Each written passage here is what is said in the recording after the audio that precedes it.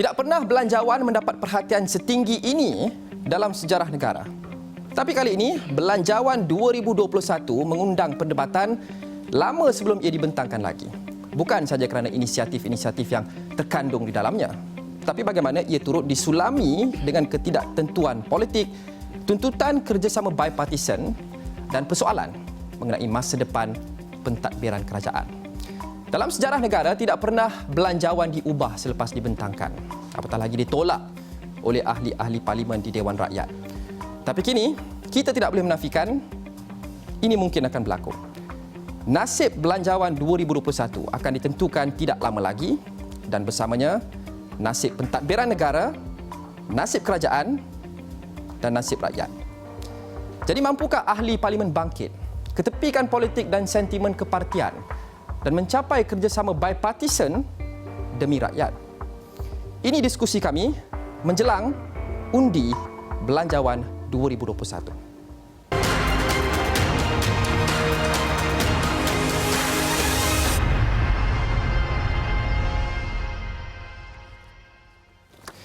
Untuk berbincang berkenaan dengan isu ini, saya mengundang 4 orang ahli parlimen dari parti-parti berbeza yang mereka semua mewakili suara-suara dan pendapat yang berbeza berkenaan dengan Belanjawan 2021.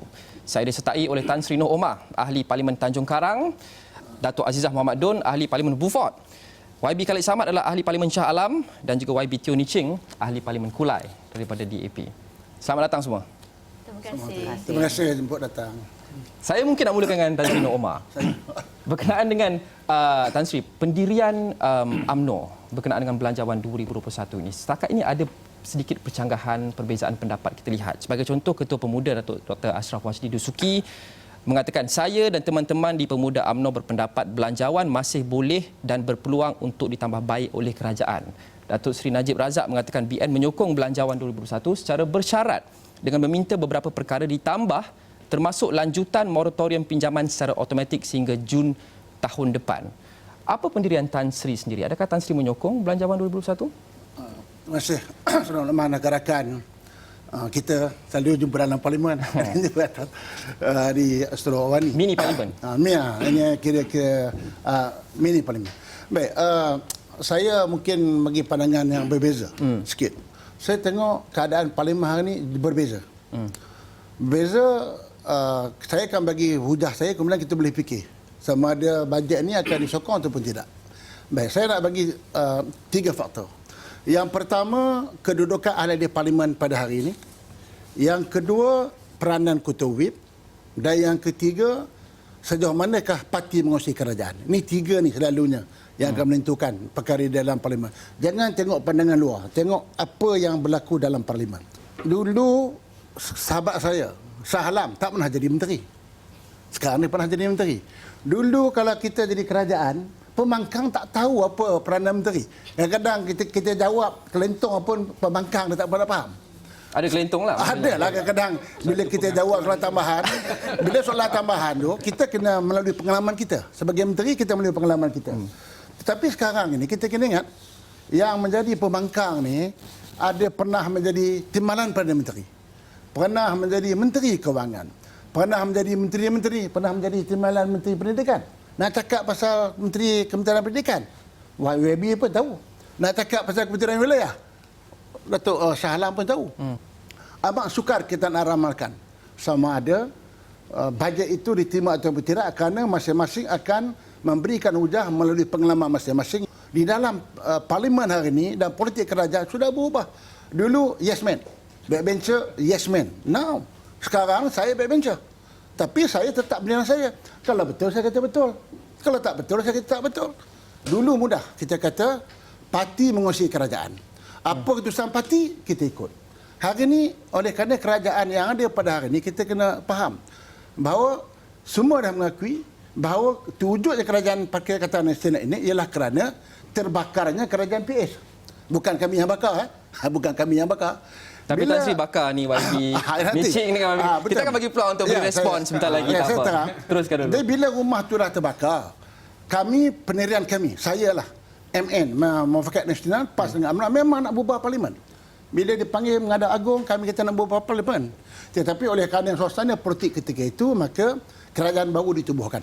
Bila kerajaan baru ini ditubuhkan, bahawa kita buat kenyataan bahawa Kerajaan Perikatan Nasional ini ialah gabungan ahli-ahli parlimen tidak melibatkan parti. Jadi sebab itu hari ini kalau kita parti mengurusi kerajaan dah tak apa tepat. Apabila parti tidak mengurusi kerajaan, maka ahli-ahli parlimen dia mempunyai pandangan-pandangan mereka sendiri. Bila mereka mempunyai pandangan-pandangan sendiri, sukar. Macam tadi you kata kenyataan siapa sajalah pemimpin parti ke, presiden parti ke, whoever buat kenyataan, bagi saya itu pandangan peribadi dia. Tapi sebagai ahli parlimen yang kita kata kita mewakili rakyat dan kita juga banyak pengalaman-pengalaman sebagai kerajaan, maka kita mempunyai stand kita sendiri. Perbezaan pendapat walaupun dalam parti itu sendiri adalah sihat. Dan satu lagi pendapat yang kita lihat berbeza selain daripada Datuk Dr. Ashraf, Datuk Seri Najib, bekas Perdana Menteri. Baru ini Yang Berhormat Mulia Ahli Parlimen Gua Musang Tengku Razali Hamzah juga mengatakan bahawa beliau tidak setuju bahawa usul undi tidak percaya itu dikira sebagai usul persendirian dan katanya saya tidak dapat mengambil bahagian dalam perbahasan belanjawan ini, mengatakan dia akan boikot hari pengundian belanjawan 2021. Respon Tan Sri? Itu saya kata. Ahli parlimen mempunyai pandangan masing-masing. Jadi adakah dan pandangan itu tidak mewakili parti. Adakah selamat untuk kita mengatakan bahawa ahli-ahli parlimen UMNO, saya kira 38 orang, masih lagi belum sepakat ataupun berpendirian teguh sama ada mereka mahu menyokong atau tidak belanjawan 2021? Saya tidak boleh bagi komen. Tan Sri sendiri? Saya insyaAllah akan sokong. Kita akan dengar. Kita akan dengar jawapan menteri-menteri. Sekarang ni menteri-menteri tengah menggulung. Kalau kita perhati dengan jawapan menteri, dan yang penting sekali akhir Menteri Kewangan. Kalau kita dengar besok jawapan Menteri Kewangan itu meyakinkan kita dan boleh memberikan kebaikan kepada rakyat, mengapa tidak saya sokong?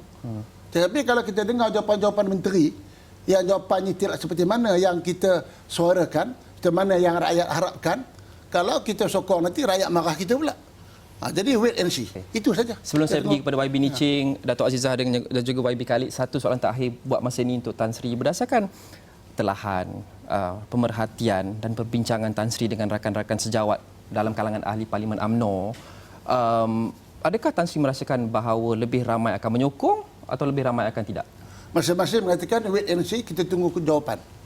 Kalau jawapan ni senang, bajet ni untuk rakyat. Kita tunggu jawapan rakyat. Itu tujuan kita bahas. Kalau kita bahas, kita bagi pandangan, tapi kerajaan tak ambil perhatian, buat apa kita bahas? Maksudnya gitu. Jadi kerajaan nak kena dengar apa pandangan ahli-ahli parlimen. Saya mau pergi kepada Datuk Azizah Mahmad Dun, ahli Parlimen Beaufort dari Parti Pribumi Bersatu Malaysia. Datuk, PPBM kita lihat setakat ini agak senyap berkenaan dengan belanjawan 2021 berbanding DAP Amanah UMNO sendiri. Sehingga Ketua UMNO Johor Bahru Tan Sri Shahri Samad juga mendakwa PPBM seperti tidak berminat untuk membahas belanjawan 2021 dan hanya berfokus kepada percaturan politik. Itu kata Tan Sri Shahrir. YB Khalid dah gelak kerana abang dia senyum saja. Respon Datuk Azizah kepada dakwaan itu. Nak mengatakan kita tidak berminat itu tidak betul. Kerana kita satu persatu membahaskan di Dewan. Dan saya rasa saya orang yang pertama lah daripada Bersatu yang membahaskan belanjawan ini. Dan kita menganggap ini adalah satu belanjawan yang amat-amat penting dalam keadaan semasa ini. Terutama sekali di mana negara kita berhadapan dengan masalah pandemik yang unprecedented ini. Bukan saja kita lah, seluruh dunia. Dan rakyat kita amat-amat memerlukan menunggu apakah dia yang mereka boleh dapat, yang dapat diberikan oleh kerajaan. Terutama sekali bagi rakyat di negeri Sabah yang semua umum tahu menghadapi keadaan yang begitu teruk sekali selepas PRN baru-baru ini. Jadi tentulah rakyat dalam keadaan mereka amat-amat memerlukan ini menunggu apakah yang boleh diberikan oleh kerajaan, bagaimana untuk mengembalikan kehidupan mereka yang amat terjejas ini. Begitu juga dengan ekonomi negara kita yang amat terjejas ini yang ada kaitannya tentunya dengan kehidupan rakyat seharian. Jadi bagi kami ahli-ahli parlimen daripada Bersatu, backbenchers terutama sekalinya yang boleh membahas ini backbenchers sajalah kan. Jadi kami tentunya mengharapkan supaya bajet ini akan diluluskan dan kita dapat memberikan yang terbaik kepada rakyat kita di seluruh negara. Suara Datuk mewakili kesemua 31 ahli parlimen PPBM dalam Dewan Rakyat? Tentulah. Tak ada yang lain tu dalam kerajaan mereka adalah menteri-menteri. Tapi saya lebih melihat diri saya mewakili rakyat di luar sana. Rakyat di kawasan saya dan rakyat yang amat memerlukan. Kerana sebagai wakil rakyat kita dipilih oleh rakyat di bawah sana yang mengharapkan kita melakukan sesuatu yang terbaik untuk mereka. Hasil daripada apa yang kita perkatakan di dalam dewan itu mestilah melambangkan keperluan rakyat, perasaan rakyat, apa yang mereka inginkan, bukan apa yang kita pribadi, agenda kita. Memanglah setiap orang politik itu ada yang dia inginkan, ada yang ingin kelihatan sebagai hero, sebagainya, memperjuangkan sesuatu. Tetapi pada saya, dalam saat keadaan sekarang ini di mana semua rakyat mengharapkan satu pembelaan daripada kerajaan, maka kita mestilah kata orang mengedapikan apa yang dalam hati kita sendiri secara pribadi. Tapi kita mesti melihat keperluan rakyat di sana. Mereka mengharapkan kita yang bercakap di parlimen ini menyuarakan masalah mereka. Bukan untuk kita mencari sesuatu populariti. YB Khalid, kita sedia maklum berkenaan dengan 6 tuntutan Pakatan Harapan terhadap Belanjawan 2021, antaranya memperkasakan pelindungan sosial, meningkatkan bantuan kebajikan kepada RM1,000 sehingga COVID-19 berakhir, moratorium dilanjutkan sehingga Mac 2021, meningkatkan peruntukan Kementerian Kesihatan, subsidi upah dan sebagainya. Ada 6 tuntutan di situ. YB Khalid, kita lihat tolak ansur concessions yang dibuat dalam Belanjawan 2021, khasnya isu KWSP dan sebagainya. Adakah Pakatan Harapan merasakan bahawa ianya masih tak cukup, khasnya mengambil kira kekangan keuangan kerajaan sekarang mungkin untuk memenuhi semua tuntutan yang Pakatan Harapan minta? Sebelum saya menjawab, saya rasa kita semua kena akui bahawa bajet ini pada asalnya tidak ingin dibentangkan di Parlimen. Ianya ingin diluluskan begitu sahaja dalam suasana darurat. Oleh kerana itu, sememangnya ada banyak kekurangan. Dan malangnya bila kita bercakap tentang masalah yang dihadapi oleh negara, sepatutnya daripada awal kita dijemput untuk berbincang, untuk merangka bersama satu bajet yang kita semua boleh bersetuju bahawa ianya akan mendatangkan impak yang terbaik semaksima yang mungkin kepada rakyat. Malangnya oleh kerana bajet itu pada asalnya tidak dianggap perlu dibentang dalam Parlimen dan ingin diisytiharkan darurat, maka kita nampak bahawa ada banyak kekurangan. Ya, persoalan yang disebut 6 perkara ataupun 6 tuntutan itu telah dikemukakan sebelum bajet itu sendiri dibentang. Maka pada ketika itu kita pun tak tahu apa yang terkandung dalam bajet. Maka kita menganggap bahawa perkara-perkara yang basic, ya, yang perlu dimasukkan ya, dan itulah yang 6 perkara itu. Soal KWSP, soal moratorium, soal perkasakan bantuan sosial, kebajikan, soal subsidi upah dan sebagainya. Tetapi apabila kita mendengar bajet itu dibentangkan, kita dapati bahawa ada banyak lagi kekurangan dan keraguan yang telah pun kita timbulkan dalam perbahasan. Ini yang paling sensasi adalah walaupun jumlahnya tak berapa banyak kalau nak bandingkan dengan jumlah bajet keseluruhan, soal jasa yang sebanyak 80 lebih juta yang merupakan jumlah yang tertinggi ya dalam sejarah. Sebelum ini bila kerajaan Pakatan Harapan kita langsung tak ada, kerana kita melihat bahawa jasa itu merupakan satu platform untuk melakukan pelantikan politik, untuk melakukan propaganda politik, sedangkan kita dah ada Kementerian Penerangan, kita dah ada berbagai-bagai agensi yang lain ya. Tapi tiba-tiba masa kita tengah sibuk dengan soal pandemik, peruntukan untuk jasa itu pula ditingkatkan. Jadi adakah ahli Parlimen Pakatan Harapan kalau peruntukan untuk jasa ini dipinda ataupun dibuang sedia untuk menyokong? Ini di antaranya, ya, seperti mana yang saya sebut, di antara yang 6 perkara yang utama Itu memang daripada awal kita telah kemukakan, tetapi selepas itu ada banyak lagi yang timbul, termasuklah yang peruntukan khas sebanyak 1 bilion yang dalam Jabatan Perdana Menteri, dalam KPKT dan sebagainya, dan juga tumpuan kepada persoalan nak mewujudkan pekerjaan, ya. Yang PSU ni ataupun subsidi upah ini adalah penting untuk mengekalkan pekerjaan yang sedia ada. Tetapi pada masa yang sama, kalau kita tidak meningkatkan jumlah PSU untuk menentukan bahawa pekerjaan yang sedia ada itu dapat diselamatkan, maka kita gunakan peruntukan untuk kononnya untuk mewujudkan pekerjaan baru, maka ianya tidak merupakan satu tindakan yang rasional, ya. Sepatutnya keutamaan diberikan untuk mempertahankan pekerjaan yang sedia ada supaya syarikat-syarikat yang sedia ada tak gulung tikar. Ya, begitu juga dengan soal pendidikan, bajet untuk pendidikan.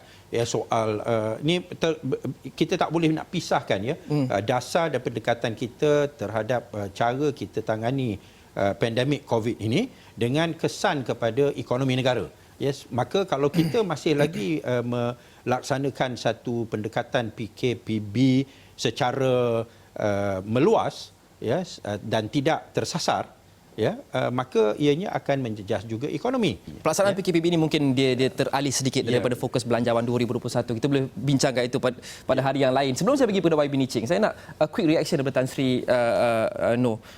Peruntukan jasa 85.5 juta ringgit. Pendapat Tan Sri? Ya, saya itu pun kita kena tengok balik. Sama dia perlu tak perlu jasa ini diwujudkan. Dulu kita dah masa zaman BN kita wujud. Zaman PS dibatalkan. Ya. Nak diwujudkan. Soalnya apakah sesuai atau tak sesuai? Kita nak wujudkan dalam keadaan ekonomi kita tengah melanda, rakyat tengah susah, dan yang mana lebih penting? Nak lantik pegawai jasa ke nak tolong rakyat? Yang ni yang kita nak kena timbangkan. Dakwaan bahawa peruntukan itu digunakan antara lain untuk membiayai cyber troopers. Betul ke Tan Sri? Walam-walam. Ya. Betul. Itu saya tak ada komen. Saya tengok kajian sebenarnya, soalan saya, perlu ke nak belanja berapa puluh juta untuk untuk mewujudkan jasa itu? Saya setuju wujudkan jasa, tapi adakah perlu di waktu kita zaman menghadapi COVID-19? Itu persoalannya. Okey, YB Niching, maaf kita perlu berhenti rehat seketika, tapi selepas ni saya akan mulakan dengan YB Niching kerana belum lagi berpeluang bercakap. Kita berhenti rehat seketika, kita akan kembali dengan Tan Sri Noh Omar, Datuk Azizah Mohamed Dun, YB Khalid Samad dan juga YB Teo Niching membincangkan menjelang undi belanjawan 2021. Jangan ke mana-mana.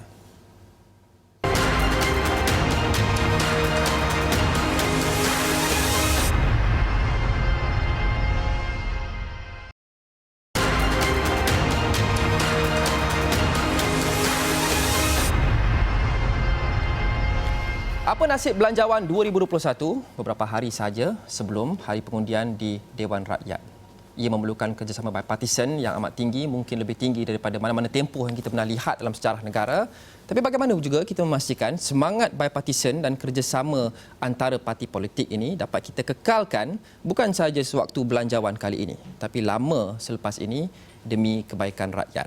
Saya bersama dengan 4 orang ahli parlimen dari parti berbeza. Tan Sri Noh Omar adalah ahli parlimen Tanjung Karang dari Parti UMNO, Datuk Azizah Mohamed Dun, ahli parlimen Beaufort dari PPBM, dan juga YB Khalid Samad, ahli parlimen Shah Alam untuk Parti Amanah Negara, dan juga YB Teo Niching, ahli parlimen Kulai dari parti DAP. Saya nak mulakan dengan YB Niching kerana belum lagi dapat peluang untuk bercakap sebentar tadi. Saya mau sentuh balik pada apa yang YB Khalid sebut sebentar tadi berkenaan dengan tuntutan Pakatan Harapan. 6 tuntutan berkenaan dengan belanjawan 2021 yang kita lihat seperti persepsi Pakatan Harapan masih lagi not good enough untuk ahli parlimen Pakatan Harapan mengundi untuk meluluskan. Tapi untuk meminta peruntukan lebih untuk beberapa aspek pemberian insentif dan sebagainya ditingkatkan, adakah ini permintaan yang wajar melihat kepada kekangan keuangan kerajaan sekarang, YB Niching? Ini adalah satu tempoh masa yang kita tak pernah hadapi dalam sejarah Malaysia, dan ini adalah satu masa yang sangat penting untuk semua pihak bekerjasama. Apa yang saya lihat adalah sebelum belanjawan dibentangkan, memang Pakatan Harapan bersama denganlah juga Warisan, juga Parti Muda juga ada dijemput untuklah membentang idea-idea kita, cadangan-cadangan kita kepada Menteri Kewangan. Ini tindakan yang bagus. Dan semasa pembentangan Belanjawan 2021, dalam ucapan Menteri Kewangan juga sebut bahawa dia harap semua orang bolehlah ketepikan perbezaan parti politik kita dan semua orang boleh bekerja sama untuk manfaat dan juga kesejahteraan rakyat jelata. Tetapi apa yang saya nampak dalam tempoh masa sudah 3 minggulah selepas Belanjawan 2021 dibentang adalah selepas Belanjawan ini dibentangkan, kita tak nampak ada engagement antara kerajaan dengan backbencher, sama ada pembangkang ataupun kerajaan. Banyak cadangan telah diudarakan oleh ahli-ahli parlimen, pembangkang dan juga Barisan Nasional dan juga semua backbencher. Saya setuju, tak mungkinlah sesebuah kerajaan dapat memenuhi semua kehendak ahli-ahli parlimen. Tak mungkin.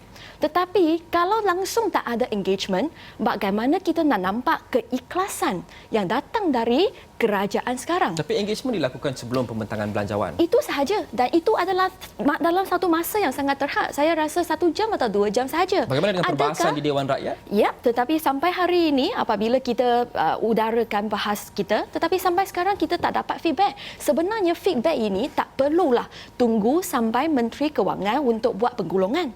Apabila kita kemukakan cadangan kami, takkanlah kerajaan tak boleh bermula dengan engagement dengan backbencher supaya kita tahu bahawa ke mana hala tuju yang kita akan bergerak sekarang. Saya nak bagi contoh. Saya rasa semua orang di sini, saya percaya, tak kurang bersetuju denganlah peruntukan untuk jasa. 85.5 juta ringgit. Banyak orang backbencher telah udarakan pandangan mereka bagaimana 85 juta ini boleh dipergunakan. Sebentar, Datuk Azizah selaku salah satu parti dalam kerajaan setuju atau tidak peruntukan jasa 85 juta ringgit setengah? Seperti mana Tan Sri Noh katakan dulu, pada zaman BN jasa ni memang dah ada. Lepas tu PH dah hilangkan, kan. Memang dia sesuatu agensi yang sebenarnya ada gunanya. Tetapi sama seperti Tan Sri Noh, saya pun ingin tanya juga, buat masa ini ada kesesuai. Kan? Dia boleh dilakukan mungkin di tahun hadapan, di tahun 2022. Tapi buat masa ini mungkin peruntukan itu boleh digunakan untuk benda-benda yang lain yang akan memberikan manfaat kepada rakyat kita di dalam masa yang mereka amat memerlukan ini. Baik, ini sekurang-kurangnya satu perkara yang kita semua boleh setuju. Ya, betul. 5 orang di sini dalam studio ini, kita semua Bukan setuju. 5 orang lah, 4 orang. Saya hanya tanya soalan. Ayuh, tak boleh saya bukan ahli parlimen. Okay. Jadi dalam pandangan saya, perkara yang simple macam ini. Kalau sekarang kerajaan PM memberi jaminan bahawa mereka akan buat pindaan terhadap peruntukan tersebut, saya rasa lebih baiklah, lebih senang untuk kita dapat sokongan bipartisan. Sebenarnya dalam pandangan saya, bukan pembangkang yang akan gagalkan Belanjawan 2021. Kerana kita pembangkang, kerana kononnya kita tak cukup nombor. Kalau kita sudah cukup nombor, sepatutlah kita yang jadi kerajaan. Jadi, untuk kerajaan sendiri pastikan mereka dapat luluskan belanjawan ini, sebenarnya mereka perlu pastikan mereka dapatlah sokongan daripada backbencher mereka sendiri. Itu sangat penting. Tan Sri Noh, adakah itu menjadi satu persoalan sama ada parti-parti dalam kerajaan sendiri mungkin tidak akan menyokong? Kita nak menyokong ni mesti ada sebab. Tetapi kita kena akui bahawa kerajaan PN ni walaupun orang kata dia ada bawa beberapa perubahan, ya. Ini pengalaman saya. Tak pernah dalam sejarah bila nak buat bajet dipanggil pembangkang untuk bagi pandangan, tak pernah. PN buat. Sewaktu Pakatan Harapan ada YB Khalid? Tak ada. Ya, pada ketika itu kita ada majoriti yang kuat dan ianya merupakan satu perkara yang kita boleh bentangkan dan kita boleh bahas dalam parlimen dan kita akan ambil kira. Dalam suasana sekarang ini, kita semua akui bahawa Kerajaan Perikatan Nasional merupakan kerajaan bagaikan telur di ujung tanduk. Dan the onus ataupun tanggungjawab untuk mendapatkan sokongan untuk bajet yang ingin dibentangkan adalah on the government. Tetapi pihak kerajaan. Numbers dalam Dewan Rakyat itu satu, tapi adakah prinsip kita berdialog dengan pembangkang pada ketika itu walaupun mungkin jumlah nombor mereka kecil, prinsip berdialog dan mengambil kira pandangan semua pihak sebelum membuat belanjawan, merangka belanjawan, adakah ini diikuti dan dilakukan sewaktu Kerajaan Pakatan Harapan berkuasa dahulu? Tidak ada keperluan. kerana kita mempunyai sokongan yang jauh melebihi 112. Bila Duli Yang Maha Mulia, Yang di-Pertuan Agong bertitah untuk menentukan bahawa bajet ini mendapat sokongan dan diluluskan, maka titah itu dituju kepada kerajaan dan pembangkang. Tetapi ianya player yang terutama adalah kerajaan kerana dia yang menyediakan bajet. Tapi itu seperti bercanggah dengan apa yang YB Niching tuntut, iaitu dialog sebelum dan selepas belanjawan tanpa mengira bilangan majoriti, kekuatan majoriti kita dalam Dewan Rakyat. Saya rasa ini tidak bercanggah. Pada zaman kita tak ada ketidakpastian ini tentang jumlah yang kita ada dalam parlimen. Tetapi saya nak cakap di sini ialah ini presiden yang bagus yang telah dimulakan oleh kerajaan PN. Maksudnya engage dengan opposition, dengan pembangkang sebelum belanjawan dibentangkan. Dan saya harap bahawa tradisi ini boleh diteruskan, tak kira siapa yang jadi kerajaan dan tak kira berapa banyak kerusi mereka ada di dalam parlimen. Tapi presiden yang YB sebut ini berdialog dengan pembangkang tanpa mengira majoriti dalam parlimen, ia presiden yang bukan dimulakan oleh Pakatan Harapan lah, dimulakan oleh Perikatan Nasional. Bukan? Betul? Dia begini, Luqman, tanggungjawab kerajaan bentang bajet yang boleh diluluskan. Itu tanggungjawab kerajaan. Bajet ini satu perkara yang cukup penting. Lalu kalau satu kerajaan yang mempunyai majoriti yang mantap, dia menjalankan tanggungjawab dia apabila dia menentukan bahawa ahli-ahli dia dan MP-MP dia menyokong bajet itu. Kerana dia punya tanggungjawab nak luluskan bajet. Betul. Tapi dalam keadaan Perikatan Nasional, dia suasana dia berbeza seperti mana yang disebut awal-awal tadi kan. Lalu untuk menunaikan tanggungjawab dia sebagai satu kerajaan, nak luluskan bajet yang dia dah tahu bajet ni susah nak luluskan, dia 50-50 sebegitu sampai nak bawa ke darurat dan sebagainya lalu dia kenalah usaha. Tak boleh kita bandingkan Perikatan Nasional dengan Pakatan Harapan, suasana berbeza. Ya, masuk saya yang macam setuju dengan YB kata tadi. Kalau siapa jugalah memerintah lah, saya kira lah siapa juga. Apa yang saya tengok kerajaan PN ni yang saya kata create a very good president. Yang BN memerintah tak pernah kita panggil pembangkang. Walaupun masa itu BN 2/3. Saya ingat tahun 2000, tahun pilihan raya tahun 2008. 2004. Kita lebih 2/3, tapi kita bajet kita tak nak bincang dengan pembangkang. Tapi apa yang saya kata jelah untuk yang akan datang lah.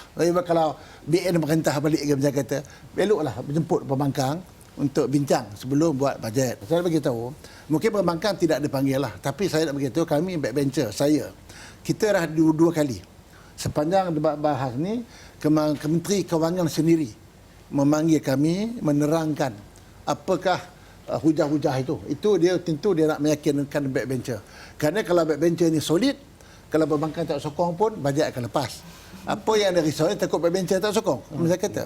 Jadi tindakan yang dibuat oleh kerajaan melalui Menteri Kewangan ni, saya puji Menteri Kewangan ni. Dia walaupun muda tapi pengalaman dia bagus. Dia panggil bukan saja panggil grup. YB nak beritahu, personal pun dia panggil. Dia panggil pengurusi CEO EPF bercakap, Timbalan Bank, Gubernur Bank Negara bercakap, dia bagi pegawai menerangkan.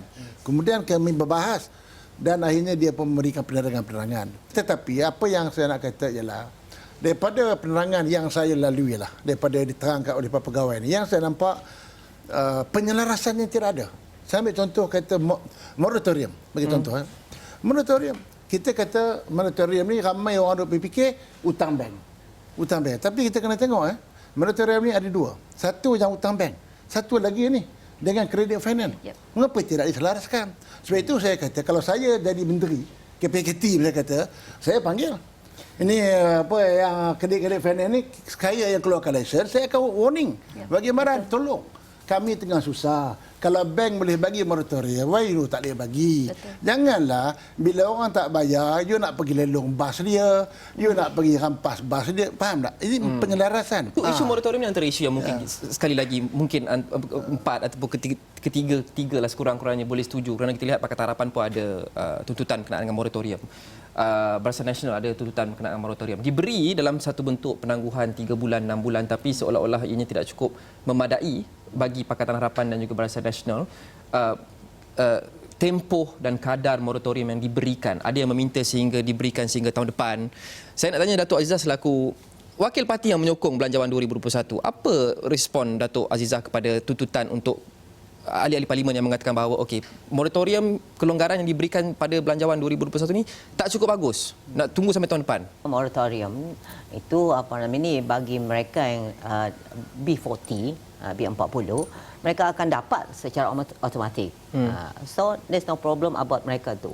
Dan bagi mereka yang M40 pula, mereka juga akan dapat dengan pengesahan daripada diri sendiri saja. Bila you sahkan bahawa you dah hilang pendapatan ataupun pendapatan berkurangan, maka you akan dapat moratorium. So I think itu quite fair lah. I think itu adil sudah kepada mereka yang memerlukan. Jadi kepada yang lain memerlukan, mereka akan buktikan bahawa mereka memerlukan. Jadi ini pun artinya sudah diberikan pertimbangan oleh pihak kerajaan, boleh dilaksanakan. Jadi tidak ada sebab dia tidak boleh dilaksanakan. Jadi bagi mereka yang memerlukan ini tidak akan ada masalah. Mereka akan dapat moratorium. Datuk Azizah mengatakan bahawa moratorium yang diberikan dalam bentuk present dalam Belanjawan 2021 ini adil. Respon, adakah ia adil? Kita rasa bahawa seperti yang telah kita sebut semasa kita berjumpa dengan Menteri Kewangan adalah kita harap bahawa moratorium ini bolehlah dipanjangkan, dilanjutkan sampai bulan Mac tahun depan. Tetapi di mana kerajaan mencari keupayaan keuangan untuk membiayai permintaan itu? Pertama, duit daripada jasa itu boleh diguna pakai untuklah tujuan yang lain. Kedua, slash fund untuklah Perdana Menteri yang sebanyak 1 bilion itu, saya percaya bahawa duit itu juga boleh diguna pakai untuklah manfaat rakyat jelata. Ada permintaan yang menuntut. Mengapa kita tidak boleh tolak juga gaji menteri dan ahli parlimen? Setuju?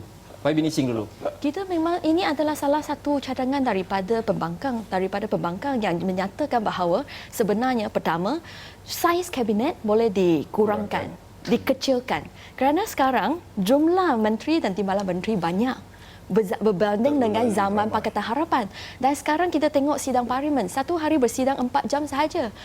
Sesi soal jawab telah dipendekkan. Jadi kadang-kadang saya pun rasa kenapa kita perlu begitu ramai menteri dan timbalan menteri apabila tanggungjawab mereka di parlimen memang telah dikurangkan. Selain daripada itu, kalau kita nak potong gaji menteri, timbalan menteri, ahli parlimen, saya rasa kita boleh sokong. Gaji ahli jamaah menteri dan juga timbalan menteri memang sekarang sudah dipotong. Mereka tidak dibayar dalam 2 bulan dia bayar gaji.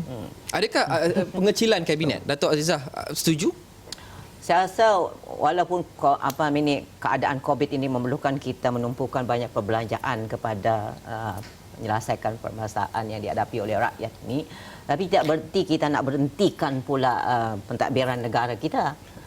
YB kali ada tersengih di situ, mungkin nak beri maklum balas kepada jawapan Datuk Azizah. Saya rasa Perdana Menteri telah menjelaskan tujuan kabinet yang besar ini ialah untuk mengikat kesetiaan dengan memberi jawatan dan kedudukan kepada orang-orang yang menyokongnya. Itu telah pun terdedah audio recording yang cukup jelas, dan sambil itu yang mana yang tak cukup kerana nak lebih besar daripada 70 itu pun dah keterlaluan, maka ditawarkan jawatan sebagai pengurusi GLC dan sebagainya. Okey, kita dah kesuntukan masa. Saya mau akhirkan segmen kedua ini. Soalan terakhir kepada Datuk Azizah dengan Tan Sri Noor untuk memberi respon jika ada kepada dakwaan YB Khalid tadi bahawa saiz kabinet yang besar ini untuk mengikat kesetiaan dan memberi jawatan pengurusi GLC itu mengikat kesetiaan. Respon Datuk? Saya tak setuju lah. Mengapa? Saya tak setuju. Sebab ialah bagi mereka yang dilantik, mereka mempunyai keupayaan mereka mempunyai kebolehan mereka masing-masing untuk menjalankan tugas dan tanggungjawab mereka, dan jawatan itu memang ada di situ. Mungkin seperti Kementerian Pendidikan dulunya satu saja, lepas tu dia sebenarnya 2 dulu, tinggi dan juga Kementerian Pendidikan. So ditambah 1 untuk menjaga untuk pendidikan tinggi. So dan akan ada ekstra 1 itu, bukan tak? Orang yang dilantik pun yang layak. Bagi saya untuk mengatakan bahawa ini adalah untuk mengikat kesetiaan itu tak betul. Tan Sri? Itu saya rasa kabinet ini prerogatif kepada Perdana Menteri. Tetapi bila kata sebab setia itu saya tak setuju lah. Termasuk pengurusi GLC. Dia, to be clear, dia GLC dengan agensi kerajaan ni. Baik. Zaman PS pun dulu, saya itu dalam parlimen saya dah bangkit, saya ada senarai. Tapi salam kacau saya tak nampak nak baca semua. Saya boleh Anda boleh bagi buktikan. tahu, ya.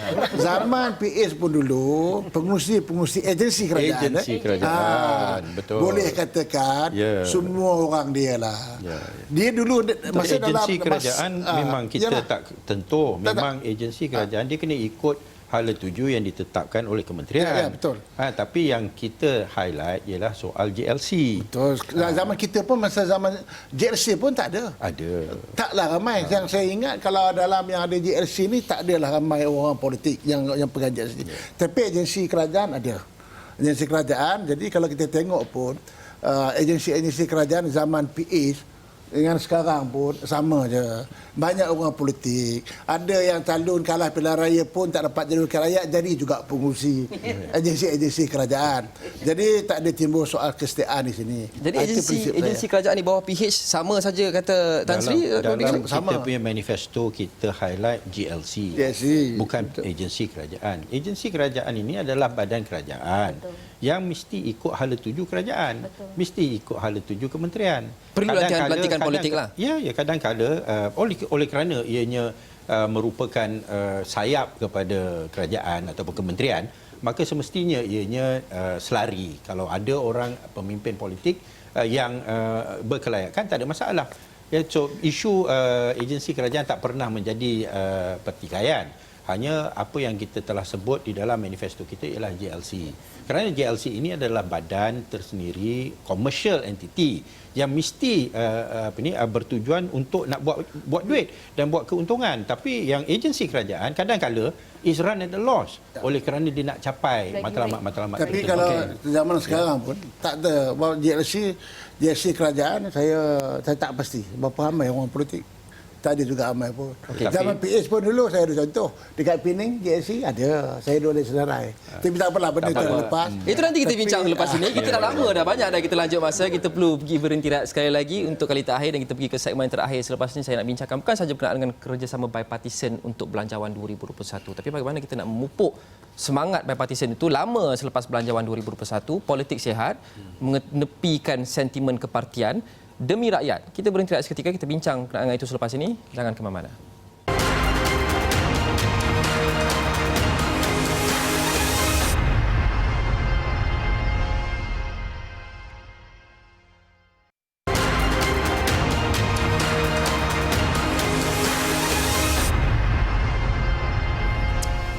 Beberapa hari lagi, nasib Belanjawan 2021 akan ditentukan dan penggemblengan tenaga dan kerjasama bipartisan sangat diperlukan jika Belanjawan kali ini mahu kita luluskan.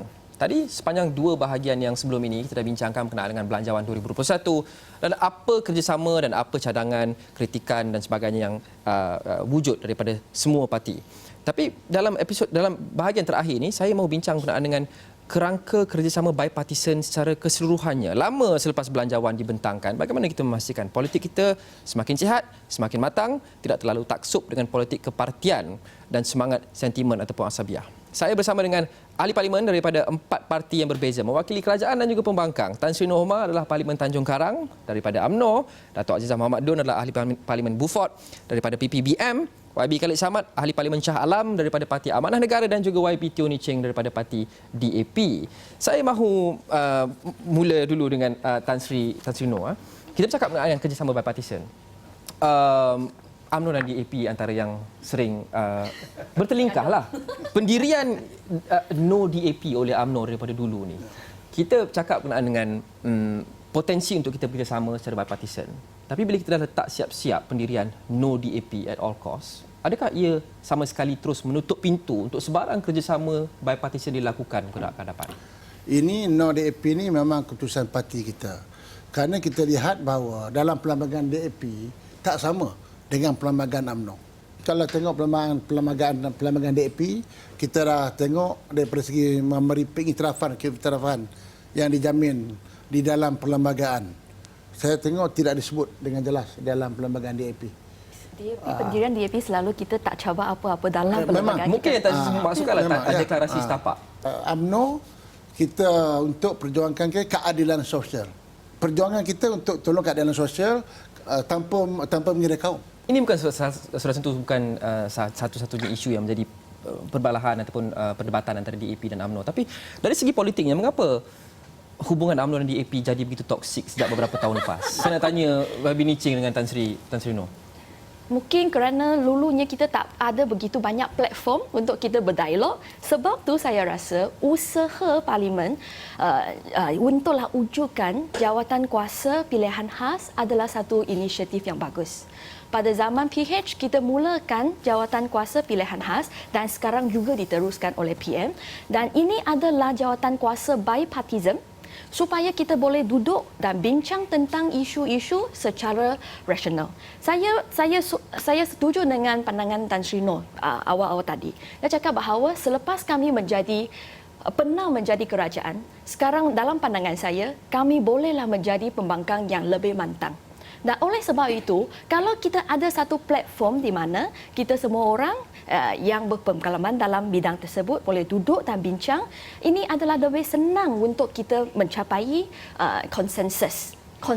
Dan sebelum ini, mungkinlah Tan Sri Noh dia tak tahu bahawa DAP adalah sebenarnya sebuah parti sosialis. Kita adalah anggota dalam Progressive Alliance. Progressive Alliance adalah satu alliance antarabangsa yang dalam parti itu adalah sepertilah Labour Party for New Zealand, Labour Party for Australia, and we are all socialist party because we campaign for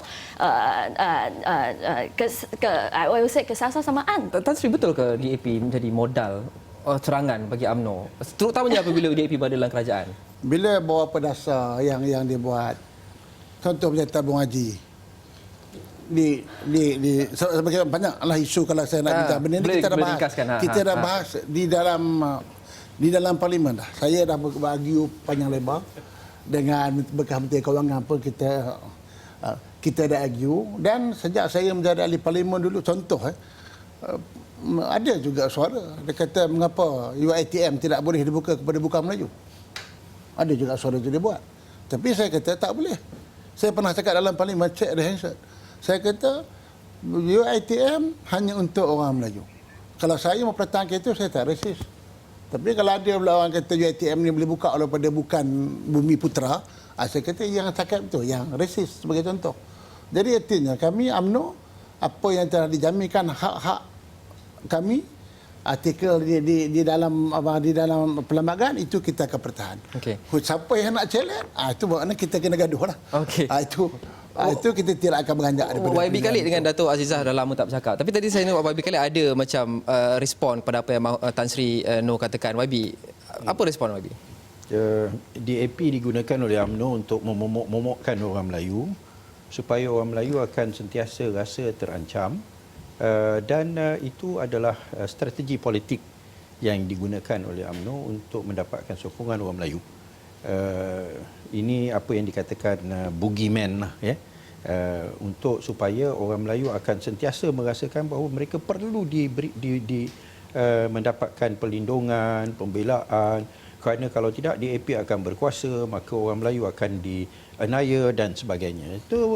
Itu adalah apa yang dikatakan pendekatan politik yang telah diguna pakai, dan malangnya kita dapati bahawa walaupun dalam kerajaan PH ada banyak perkara-perkara yang dilakukan yang baik, yang membantu orang Melayu, tetapi ianya tidak ditonjolkan. Ya, sebagai contoh, semasa kerajaan Pakatan Harapan, kerajaan negeri Terengganu tak pernah dapat wang royalty yang sebanyak 1.2 bilion, tetapi telah dibayar pada zaman Pakatan Harapan.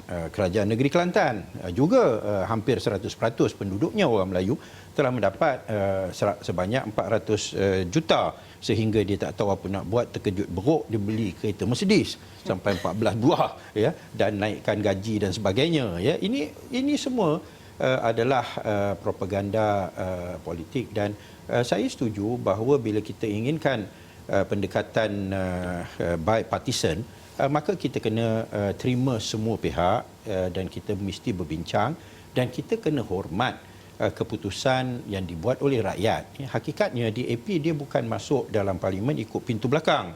Ya, dia bukan menang pilihan raya atas tiket lain, lepas tu tiba-tiba dia lompat masuk DAP. Dia menang, dia pilihan rakyat. Rakyat ingin melihat satu kerajaan yang lebih telus, yang bebas rasuah dan sebagainya, dan kita tak wajar mengambil satu sikap di mana kita menggunakan perkauman untuk menghalang negara kita daripada mencapai potensinya yang sebaik mungkin. Respon Tan Sri. Strategi ke? Itu bukan strategi, ini kenyataan. Kalau nak cakap pasal itu, banyak. Saya ambil contoh.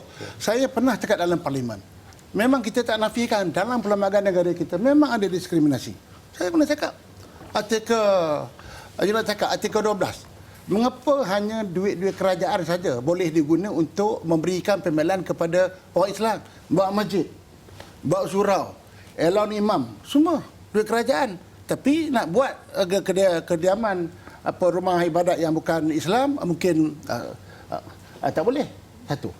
Mengapa orang Islam boleh, orang bukan Islam boleh masuk Islam? Mengapa orang maksudnya kita ada artikel 12. Kebebasan beragama. Betul. Dalam kebebasan beragama ni bermakna semua orang bebaslah beragama. Tetapi kalau kita pergi peringkat antarabangsa, dia apa Malaysia ni? Kata kebebasan beragama. Tetapi saya rasa tajuk ni dah jauh lagi. Maksud saya ialah hanya yang saya nak sebut begini. Saya nak bagi tahu ialah saya nak bagi tahu kalau saya nak bagi yang dalam saya boleh ulas. Boleh, sebab itu boleh. prinsipnya ialah contoh yang mudah ulas, saja. Kita boleh mengamalkan kebebasan beragama. Tetapi kita kena ingat kebebasan beragama, orang Islam boleh berdakwah kepada orang bukan Islam. Tapi orang bukan Islam tak boleh berdakwah kepada orang Islam. Adakah ini adil? Sebagai contoh. Tapi ini yang kita pertahankan. Bukan kita bayar duit yuran Petronas. Tak. Prinsipnya. Saya rasa Kita ada DAP prinsip-prinsip tidak pernah ini, kita kena membawa tegaskan. perjuangan Benda-benda untuk ini. sebaliknya. Dan saya rasa DAP merupakan parti yang telah menerima perlembagaan. Itu merupakan social contract yang telah diasaskan. Tetapi dalam semua kontrak, kita boleh Saya ambil bahas contoh, dan kita masa boleh Selangor, bincang. dia boleh kata Kerana apa? tak ada Kalau benda. ikut samaan rata, Ni, macam mana ni? Ya, ialah masuk je Dua-dua nak kalau bercakap. ikut samaan rata, mesti ada satu pernah satu cadangan. Kalau satu perumahan, nanti nak kena ada. Dah pernah berlaku. Tapi kita tak mengecoh jugalah. Kuil, dekat ada mesti ada, gereja mesti ada. Memanglah kena ikut sama rata. Tetapi benda-benda seperti ini mungkin kita rakyat yang boleh nampak yang jiwa Melayu Islam ni nampak benda-benda seperti ini. Kalau kita nak keselamatan segi agama, memang kita tak boleh laksana. Kalau kita sama rata, kalau dia kata. Okey. Jadi sebab itu bagi UMNO kita mempertahankan apa yang telah dijamin dalam perlembagaan itu sausik. Itu Okey. je. Ini Saya rasa DAP pun terima perlembagaan. Tak ada siapa yang tak terima perlembagaan. Kalau tak terima perlembagaan, tak boleh daftar, saya rasa. Okey, ini masalah jauh sedikit melencong daripada belanjawan, tapi ini penting dalam kerangka kita nak bincangkan semangat bipartisan dan pendirian setiap parti. YB Niche. Saya rasa tentang itu rumah ibadat. Saya pun okey, kalau ikut undang-undang kita, memang untuk kawasan-kawasan perumahan ataupun apa-apa projek pembangunan yang mesti ada wujudkan reservekan tanah itu untuklah surau ataupun masjid. Ini memang di bawah undang-undang kita. Dan saya rasa tak ada sesiapa di bawah DAP yang pernah cabar tentang undang-undang itu. Sekarang saya nak tanya adalah tentang isu sama ada kerajaan UMNO ataupun kerajaan yang diketuai oleh UMNO tidak setuju untuk memberi sekeping tanah pun kepada rumah ibadat yang bukan Islam. Is that your policy? Kerana apa yang saya nak sebut di Selangor adalah setakat pemahaman saya, kerana saya pernah jadi ahli parlimen 5 tahun di Sedang lah. Setakat pengetahuan saya adalah apabila ada permohonan daripada kuih ke, tokong ke, church ke, kalau ada permohonan daripada mereka, memang kerajaan negeri akan mempertimbangkan.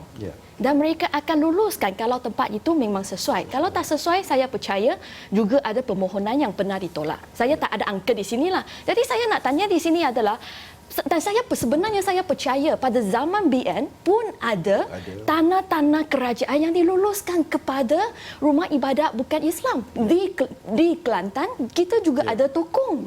Jadi saya nak tanya apa masalah di sini? Saya sebenarnya rasa hairan sikit apabila kita cakap bahawa DAP tentanglah perlembagaan persekutuan, tetapi mana satu yang kita Dia contoh saya cakap dalam parlimen contoh. Datuk Azizah pula cakap lepas ni sejak Isu arak. Sabah Sarawak saya rasa lebih banyak tanah kerajaan yang diluluskan Sabah Sarawak betul. kepada church. Sabah Sarawak betul. Dia saya pun tengok Sabah Sarawak saya akui memang agak beza sikit. Lokman saya tapi- ayalah, I agree with you with diverting. We're talking about bipartisan, Yeah. bipartisan ni kan. Dalam demokrasi di mana-mana pun, parliamentary demokrasi dalam dunia ni, memanglah semua orang akan ikut whip system tu, kan? So bila kita mengundi, kita akan follow kita punya party whip, ya. But ada masa juga di mana ada keperluan ini yang kita akan tinggalkan party whip system tu dan go bipartisan. Kalau kita tengok ada, mungkin di Malaysia belum berlaku lagi. Tapi ada masa juga, masa PH dulu pun kita di pembangkang, kita mengundi juga, kita tak juga kata tak sokong ada bajet. Umur 18. Kita sokong juga. Okey. Umur 18 tu kita undi semua sama-sama.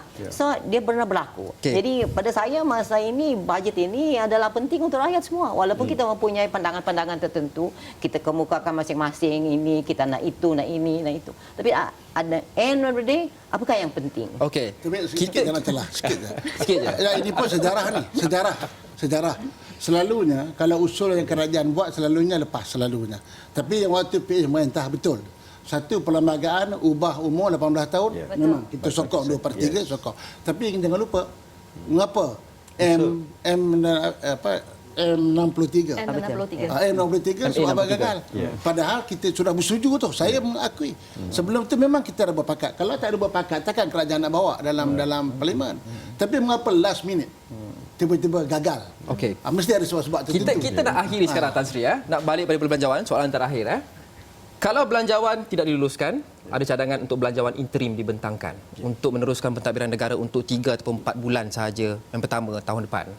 Saya akan tanya satu-satu. YB Nicing, belanjawan interim. YB sokong atau tidak? Saya perlu tengok Kalau belanjawan ianya hanya interim untuk tu. membiayai gaji penjawat awam, membayar hutang dan basic necessities, financial of the Sokong. necessities of the government. Sokong atau tidak? Sokong. Tan Sri Noh? Sokong maksudnya macam mana? Belanjawan interim, kalau tak lulus belanjawan interim kita Tak, bentangkan. kita, bagi saya tunggu bajet ni lah. Kalau bajet ni dulu siapa nak bincang bajet interim. Tapi saya rasa lulus kot bajet ni kot. InsyaAllah. InsyaAllah. Dato' Azizah, belanjawan interim? Bagi saya yang penting seperti Tan Sri Noh lah, kita luluskan belanjawan ni. Ini penting dan kita sokong. InsyaAllah akan lulus. YB Khalid. Saya rasa bajet ini akan ditolak. Maka bajet interim tu insya-Allah kita akan sokong kerana ianya soal bayar gaji ke tangan kerajaan dan sebagainya lah. Dan saya nak sebut satu ni pasal bakar rumah ni. Oh. Ya, pasal awal-awal tadi Tan Sri Noh ada sebut, dia kata rumah tu dibakar sendiri. Tapi saya nak sebutlah, dia sebelum tukang yang nak bakar rumah tu, dia tanya dulu ada rumah lain tak untuk saya masuk. Lalu bila Tan Sri Noh kata ada rumah dah bersedia di sini, maka barulah dia bakar. Kalau dia tahu tak ada rumah lain, dia takkan bakar. Okey. Ya.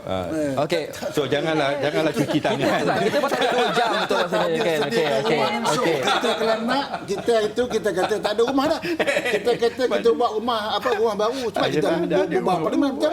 Okey. Kita pun nak 30 buat saat parlimen. YB Nicing. Kalau belanjawan tak diluluskan, apa pesanan YB Nicing kepada rakyat yang akan Tidak merasai diluluskan. kesannya kalau tidak diluluskan? Saya percaya bahawa semua ahli-ahli parlimen akan bekerjasama untuk pastikan bahawa bajet interim ini diluluskan supaya kita boleh pastikan gaji boleh terus dibayar. Jadi saya rasa, tetapi yang paling penting ialah bajet tak luluskan adalah senario yang paling teruk. Saya harap kerajaan sekarang bolehlah ambil inisiatif untuk engage dengan semua backbencher. YB Khalid, 30 saat. Kalau bajet tak diluluskan, hasilnya mungkin kerana pembangkang. Apa pesanan kepada rakyat yang mungkin akan terkesan? Jangan risau kerana bajet interim ada, maka dari segi gaji dan semua keperluan asas, ianya tetap akan dipenuhi. Okay, terima kasih YB Khalid Samad, Ahli Parlimen Shah Alam, YB Teo Nicing, Ahli Parlimen Kulai, Datuk Azizah Muhammad Dun, Ahli Parlimen Beaufort dan juga Tan Sri Noh Omar, Ahli Parlimen Tanjung Karang. Kita akan lihat sama ada belanjawan 2001 akan diluluskan dan kita akan tengok selepas itu apa yang berlaku dalam senario politik negara yang agak menarik sejak kebelakangan ini. Terima kasih kerana menonton program Undi Belanjawan 2021. Kita jumpa lagi. Assalamualaikum dan salam hormat.